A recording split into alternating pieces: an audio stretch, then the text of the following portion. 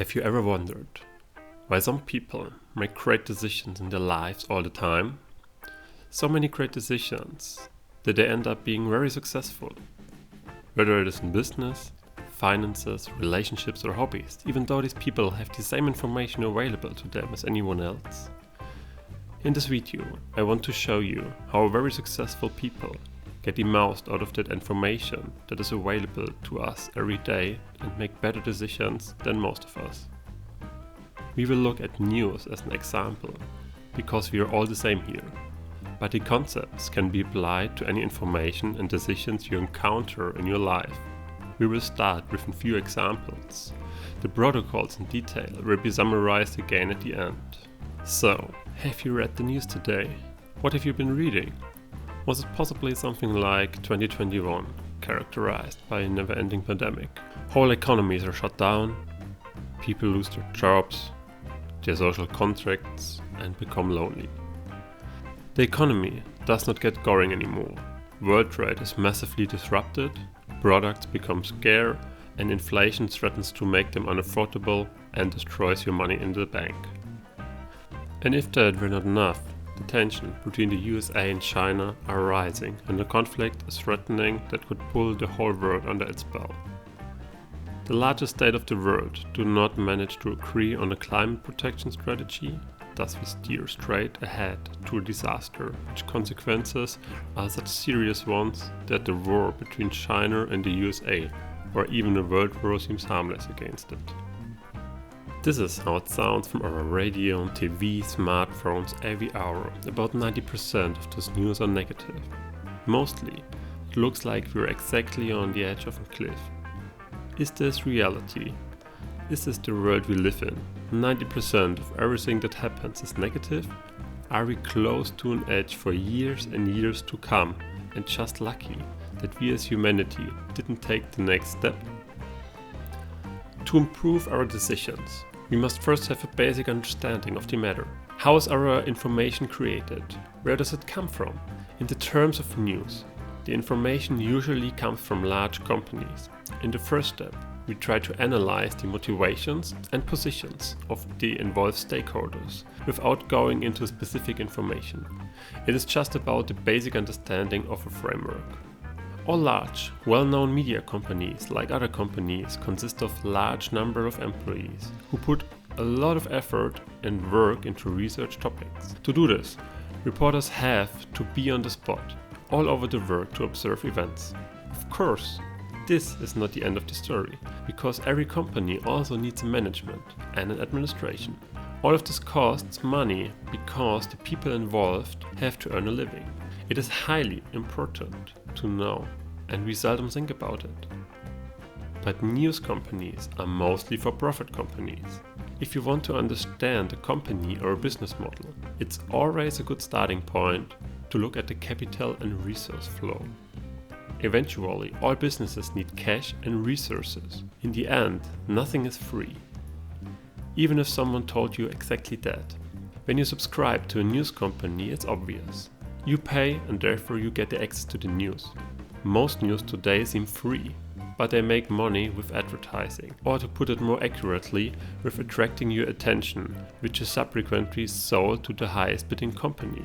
No matter which way the media company chooses, their earnings are tied to the amount of viewers, to the amount of attention. Think about it. There is a reason why we say to pay attention, because it's a limited resource, the allocation of which you must carefully consider. And don't be fooled. It's not about a few bucks. In 2019, the worldwide revenue based on media advertisement was more than $600 billion. These are billions of reasons why attention is the most important asset when it comes to news coverage. Also, they are non-profit companies. Even if they are very few, they do need resources and they get them from donations, from government funds or the like. That means they are not tied to selling subscription or selling ads.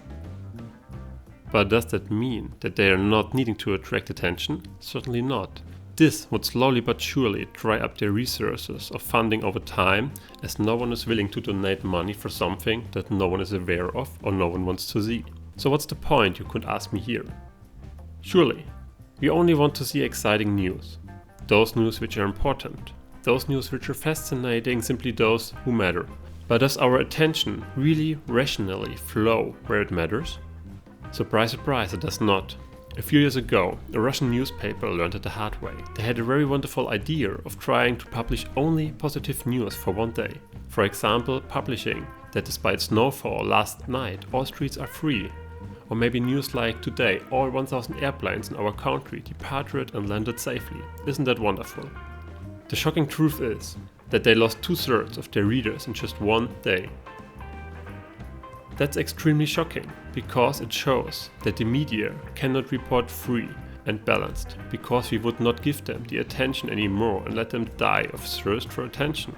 There are a lot of studies about what news consumers like to read, and through a lot of years, way back to the mid of the 20th century, it seemed clear that everything is about bad news. In fact, there has been made research on humans that has shown that negative information causes stronger physical reactions that lasts longer, such as higher heart rate compared to positive news. It's called negativity bias, which means that overall negative topics have a stronger effect on us than positive ones. Therefore, we emphasize negative issues more and they keep us busy longer. Historically, one could assume that that is because negative events can cause us great harm, which is not to be expected with positive ones, causing us to consider the negative ones as more important. Who does not know the situation? After you have watched a horror movie, you suddenly have the urgent need to look in your closet and close the closet door or to look under your bed. It's a movie, but better safe than sorry, you say. So far this is good. The problem arises from the fact that the negative side is seen more strongly through the emotional evaluation, which is completely missing the reality and leads to massive biases in the worldview and the decisions we do every day. So with a little research, we could find out how the capital and resource flow of our information provider works, its motivation so to say. What is even more important? We thought inversely and found out what is avoided in terms of money and resource flow. This gives us a good framework to evaluate specific information. What we need now is an example. Whenever a plane crashes, it's a very sad coincidence with a lot of pain and suffer from those who left behind. Everyone of the world gets information about a plane crash and gets vividly pictures by the media and by his or her own thoughts. As a single case observer, it's very bad and incredibly dramatic. But a single case cannot help us to judge the safety of planes. For that, we need basic data, such as how many planes have flown this year, which we can compare with the crashes. But such data are almost never included in news reports. The numerator is given, namely the number of crashed planes, without giving the denominator, the number of flights. Without this base rate, we have no adequate frame to make decisions. Our brain does it nevertheless and does it with an evaluation mode against which no statistics of the world can compete. It evaluates emotionally. We evaluate situations on the basis of feelings and thus use shortcuts. The question, how likely is a plane crash, is not answered by complex statistics, but instead the question is replaced in our mind to how I feel about it and how easy is something to bring to my mind, and we quickly come to a decision that ignores the complexity of the matter. This is called availability heuristics. So we lose sight of what is really important. In 2019, there were more than 47 million flights. This shows clearly that the news often do not report even in the slightest way what is essential or relevant. If they would report what matters, they have to report 46,999,920 airplanes in 2019 reached their goal safely. But would you buy the newspaper with this headline? As we've seen before, the majority wouldn't. A very useful measurement of fatality risk is micromort. That's a unit of risk that represents a 1 in a million risk of sudden death. According to this measurement, for the time you are flying in an airplane, you are safer than being simply alive on Earth, depending on your normal daily routine. Because we missed those informations, there are probably millions of people worldwide who avoid flying. You probably know one of those people. This leads to fatal decisions in terms of risk. The change of means of transportation to a car, although the risk of car accident is extremely higher. This drives us directly into the arms of another bias. Almost everyone knows, at least in principle, that cars are less safe than planes. But almost all people are subject to an overconfidence bias. Almost everyone thinks that this won't happen to me. There have been frequent surveys and studies that have shown that the majority considers themselves to be above average drivers. Be honest, what do you think about your driving skills? Media companies are not the only ones to blame here. They give us what we consciously or unconsciously want. Media companies and consumers have a common goal, and it is not balanced reporting that focus on the essentials. It's about generating attention and emotions. You won't believe me? Let's have another example. When was the last time you heard of a shark attack in Australia? Do you live there any near the ocean? Most people don't, but are you listening to this news anyway? Certainly yes, because we find it fascinating. But the probability that this will happen to you is so small that if you were to express it here in percent, everyone would forget the number because it's so small. Actually, when we do the basic research, we find out that there were a very few hundred confirmed fatal accidents in the last 60 to 70 years around the world.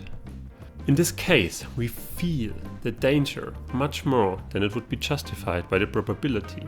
We substitute and simplify the question unconsciously. The complex question of probability turns into how I feel about it and how easy can I imagine the accident. The next time you make a vacation in the ocean, you can no longer go into the water because you have no good feeling anymore. You could say that a shark is a really scary animal and that the fear of a shark is justified. That may be true, and if you ever should come across such an animal, you should not try to pet it, even if it's highly unlikely that you would see it anyway. The problem here is that the overestimation of small probabilities, the very rare events, distorts your judgment and drives you to dramatically wrong decisions based on a wrong worldview. And by the way, if you pet your sweet dog at the very moment, dogs are accountable for 5,000 to 6,000 times more deaths per year than the great white shark. And even more dangerous for your own body and life are you yourself. Suicides exceed that numbers many times. But that's not what you see in the newspaper. So let's not go to the ocean. Sharks live nearly exclusively in saltwater. Let's go to the natural outdoor pool or that nice small river in the city. There's nothing dangerous here. No sharks, no dogs, only me. At least in our worldview, it seems safe. When we assume 10 people are killed by the great white shark per year, which would be a lot as an average, you just increase your probability of dying some 10,000-fold if you go into that river. There's a species of tiny freshwater snails that account for more than 200,000 human deaths per year. It's very hard to have a graphic image in your head of a tiny snail killing a human being. For that reason alone, these monsters don't make it in the news, and sharks do. The simple reason why highly unimportant incidents in terms of the actual probable risk receives extreme media coverage and the actual dangerous issue does not, simply because it is hardly possible to hook people with stories on snails. Or, in other words, you cannot satisfy the motive of capital and resource flow, what we already discovered earlier. That's why we see nearly no news coverage and certainly no cinema movies about the deadly snail, or the most deadly animal on the earth, the mosquito. You can't make a good story out of it.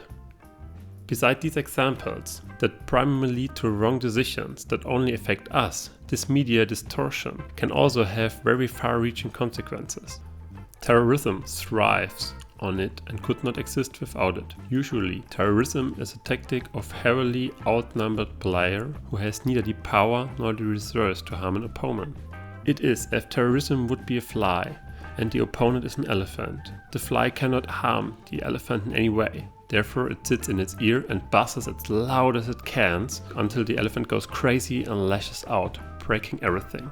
Thus, media attention can turn a relatively unimportant issue into a public panic that leads to government activity. The panic increases the public's attention, which results in even more news coverage. The spiral begins to turn, with massive consequences. And this although the terrorists have not harmed as many people as dogs, not to mention snails or mosquitoes. And yet, in surveys around the world, countless people say they fear terrorism and see it as a big risk for their life and have changed their lifestyle. And this although almost none of the already few cases of terrorism has ever happened in their own country. which shows that they had only one point of contact with the subject, and that is news. In contrast, there are countless positive stories that are never heard. This is also due to the fact that bad things often happen in a very short time frame, but positive things happen step by step over a longer period of time. That doesn't fit in the daily news coverage, and that affects everyone: the teller, the banker, the manager, the founder, the politician, and certainly the reporter.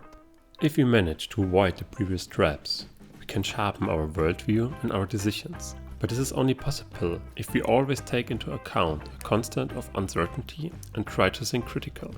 We tend not to question stories. Our basic attitude is trust. The reporters who research the news are also subject to similar biases as we are, which makes their reporting less objective. In addition, the journalists are under strong time pressure to publish the news first, leaving little time for reflection and research. As a result, sometimes the reports may be exaggerated or simply wrong. It may well be that the reporter in question is not an expert on the subject he is reporting on. In fact, it is very likely that he is not. But it could also be that the reporter simply received the wrong information, or due to other causes an incorrect reporting has taken place. But mistakes in news are rarely corrected. Have you ever seen such a correction in newspaper? Another topic is that nobody wants to read news with the headline like "The oil price risen yesterday by 1%, which probably has absolutely no specific reason and also no big consequences." And if there are any one, nevertheless, some reasons or consequences, then nobody knows which are those. The world is often very complex. With many topics, it is impossible to decide for black and white, yes or no. Here too is a strong urge to publish and comment, which is triggered not at least by the readership, by us. What we see in the media is always a path without junctions when it comes to forecasts or historical events. In reality, there are countless paths with countless junctions that all have a certain probability, and it's impossible to say which one will happen. News will always draw a very simple picture, a very coherent picture, which does not exist in reality. So let's make a briefly summarize what we've heard so far with a few extra points. The world in our heads is not an exact representation of the reality. It's formed by the news we absorb. Our expectations and probability assessments are massively shaped by the spread of news and its emotional intensity. So number 1, get a basic knowledge about a topic. They involve stakeholders and the motivation of those. Try not to focus only on what is there, think inversely. In our case, news report only things that happen. Maybe it is much more important what doesn't happen. Second, by thinking inversely, we found out that's all about attention or example, not balanced materiality-based reporting. We are part of this game, even if it's not in our best interest. It's exactly the stimulus we strive for and reinforce the whole thing.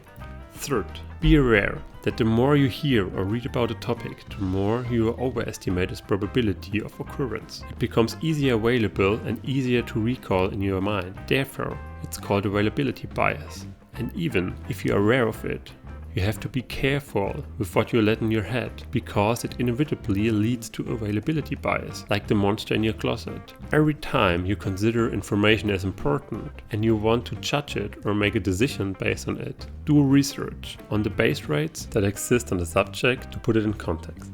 What is the base rate of alternatives and how do they relate to each other? Fourth, try to recognize complex issues like the probability of a plane crash, a shark attack, or a company going bankrupt. And don't be satisfied with a spontaneously idea in your head, with a spontaneously solution to the topic, which is actually very complex.